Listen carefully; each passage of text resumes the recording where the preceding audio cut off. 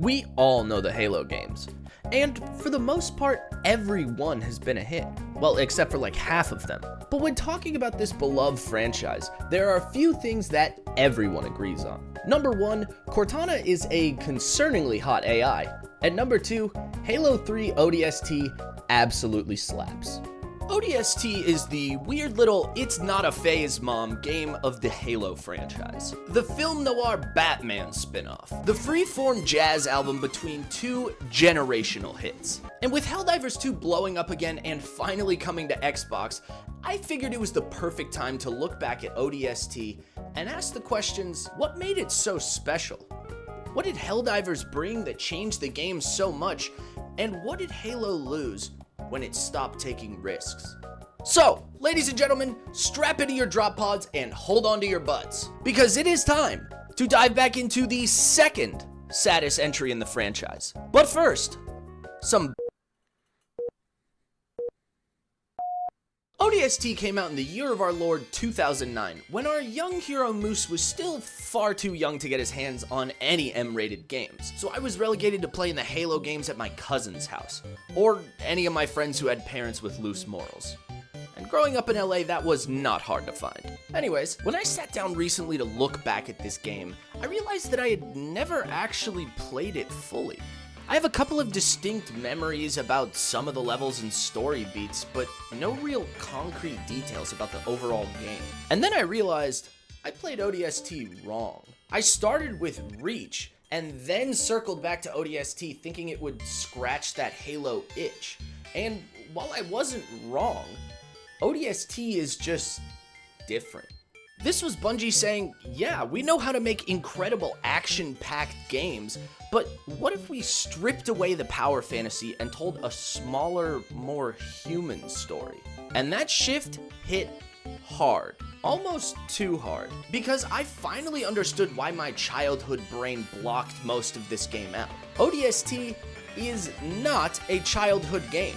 It's not some whimsical alien shooting adventure with some hot blue piece of coated ass by your side. It's just blue and lonely as hell. Shockingly, that wasn't exactly what my ADHD-riddled brain was looking for as a kid. Oh, but coming back to it now as an adult, I totally get it. ODST is a different kind of Halo story. One built less on spectacle and more on atmosphere.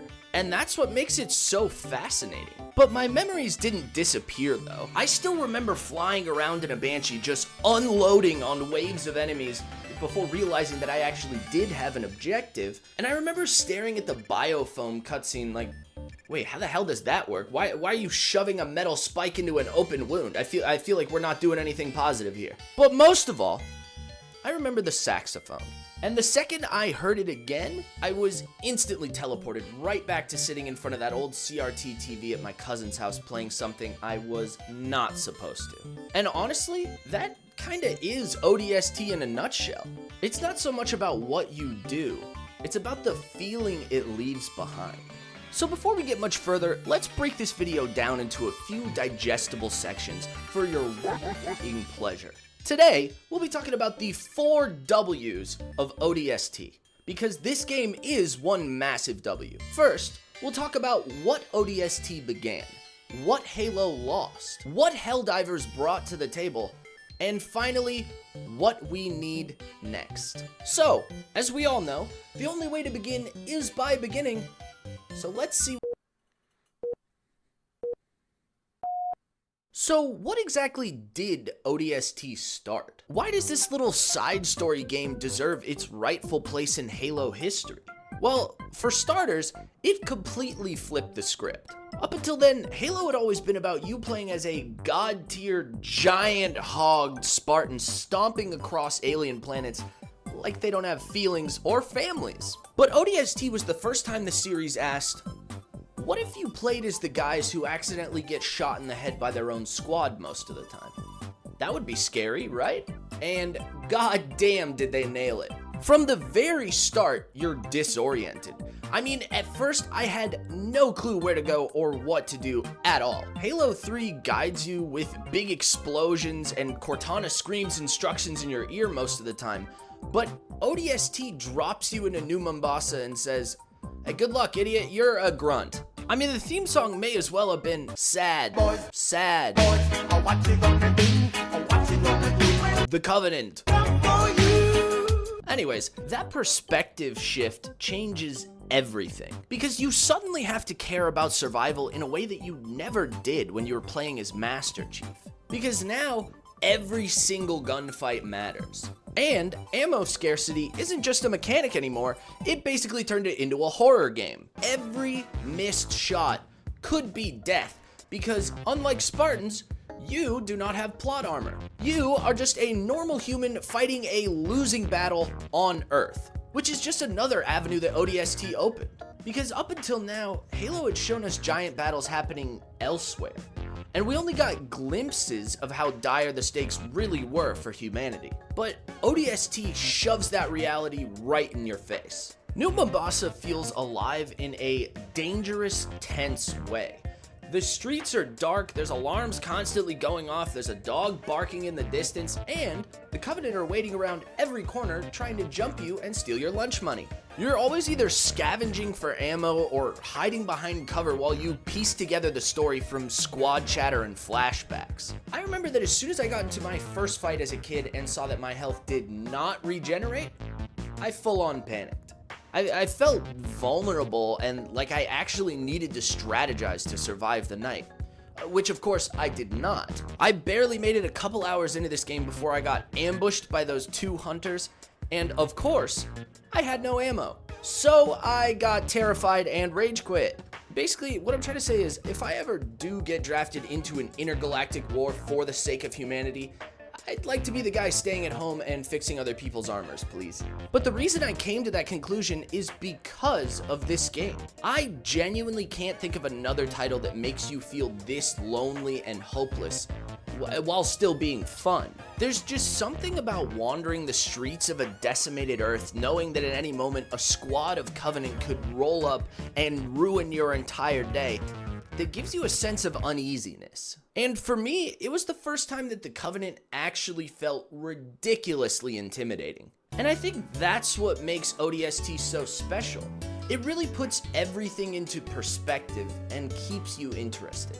Oh, that perspective being that war is poop for side characters. Because watching a ragtag group of non-super soldiers struggle through an almost pointless mission was heartbreaking. For Chief, blowing up a frigate and landing on his feet after falling from space without a single knee injury, it's typical Tuesday. But for these ODST MFs, even surviving the night is a full challenge. Every corner is cooked, and every fight feels like death is approaching quickly. And that's why ODST's human perspective works so well. It makes you care about soldiers who, in every game before this one, were just the guys I kicked out of the Warthog and abandoned so I could use the gun on the back. But in ODST, they matter. You feel their fear and you feel their humanity, and nothing makes you feel more human than Firefight. Another genius thing that Bungie tossed into this game. It's basically like War's version of Whack-A-Mole, but the moles are actually angry little aliens that sometimes have grenades. And when you finally survive a round, you don't get a pat on the back, you just wait for the next wave, because the war never stops, and neither does Firefight. It's beautiful chaos, and it totally nails the humans in over their head vibe of the whole game. And yeah, Firefight was only introduced in ODST because they didn't have a traditional multiplayer, but honestly, I can't think of any other game mode more synonymous with Halo. Well, other than SWAT. And while this was just the introduction of Firefight, it very clearly made its mark on the gaming industry as an entirety. I mean, who would have thought that we would have an incredibly successful game today that is essentially just a never-ending online firefight? Definitely not 12-year-old me. Back then, I thought that the peak of Firefight was in Reach, with jetpacks, rocket launchers, and my constant need to turn on God mode. I was bad. But, as with all beginnings, they must reach an end. So, let's talk about... Before we get into it, don't type at me yet. Halo rocks. It rocks my goddamn socks off. But let's be honest, has anything really hit as hard as the original trilogy, ODST, and Reach? I don't think so. Because after those, things got safe. Very safe. You know that feeling you get in ODST when you're wandering around the streets and you're not sure if there's a hunter 5 feet behind you about to start giving you back shots? That feeling of, oh yeah, I'm definitely not gonna survive this. Those kind of moments disappeared as the franchise went on.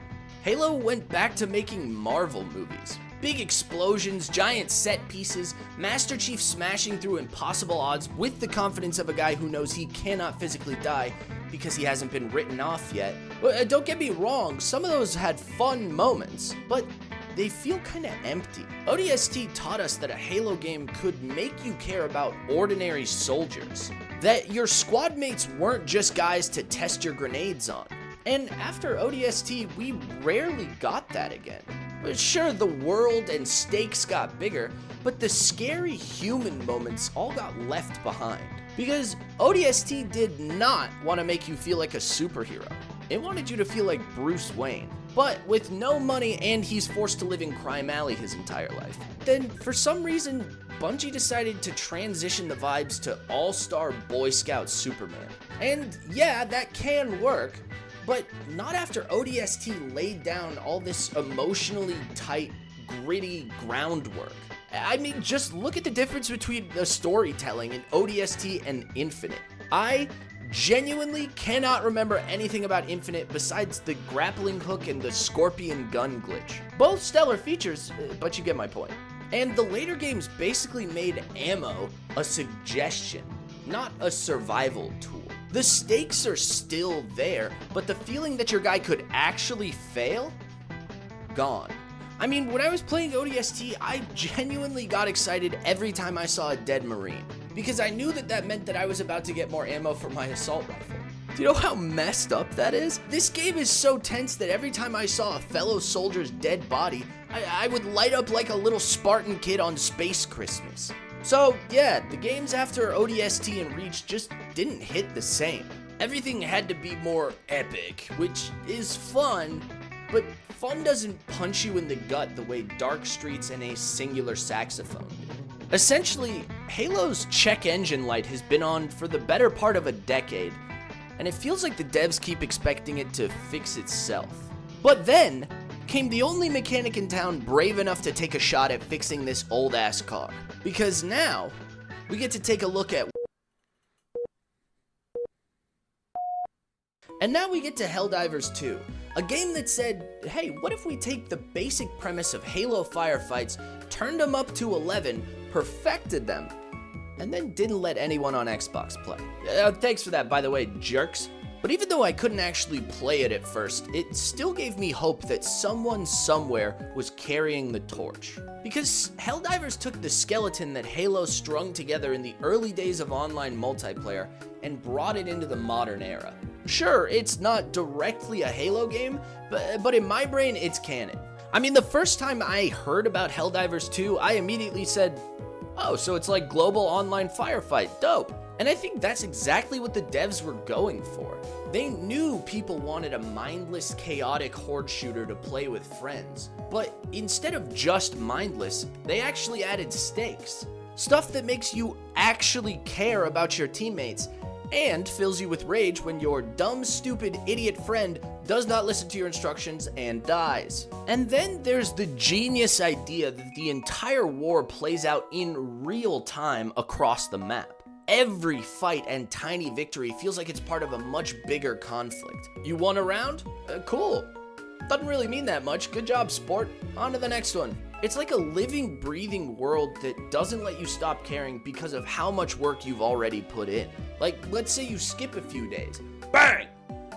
Huge consequences across the entire war. Oh, what? You thought you could take a break and not be a nerd? Wrong! But honestly, I love that this game forces you to care about something bigger than just that last battle you were in. It's a novel concept that I really hope more devs use in the future. And also, let's be real, These guys basically ended the entire console wars single-handedly. We now have Xbox exclusive IP on a game made by Sony. What the hell? That's awesome. How did we even get here? But more than just asking how we got here, the more important issue is, what do we need? Well, me personally, I need a thick bank account and an even thicker woman, but also Helldivers. Or maybe Halos? Look, I don't know. The title can be a work in progress, but you know what I'm talking about. The idea is what matters. Imagine a never-ending Halo Reach / ODST style firefight, but not just on one map. Across every planet we've ever fought on. New Mombasa, the Spire, Sanghelios, all part of a single sprawling cluster forge of a battle against the Covenant. Or if you wanted to keep it more true to form, make it against the Flood. Well, not for me though. Those creepy little bug guys can eat a fat one. I don't like you. But don't stop there. Let us choose sides. Humans, Flood, maybe even brutes with energy swords. Why not? Let the players decide how the war unfolds. Make every choice have consequences. Oh, you just lost a little battle? Sucks, dude. Your home planet just got glassed. Basically, give us the fear and chaos of ODST and Firefight, but on a huge, constantly expanding scale. A universe that punishes mistakes and is always edging you. Yes, edging you. I want massive battles. I want realism. But mostly, I want a saxophone solo that makes me reconsider being alive. So please, devs of the world, if you are watching, and I know that you are, make it devastating. Make it beautiful. Make it Halo. Thanks for watching. I don't know what the hell that was. Coming back and taking a look at this game, I mean, honestly, it really got me in my nostalgia feel, so we are definitely going to be making a video on Reach soon. But mostly, I just wanted to say thank you guys so much for the support, honestly. This YouTube stuff is a grind, and none of it would really be possible without yo fine ass being here supporting me along the way. So from the bottom of my heart, thank you. Now, before I go, I would like to extend my heartiest FU to the Hunters of New Mombasa. Your mother does not love you, and you should be ashamed of your actions. Anyways, see you all in the front lines. For Super Earth!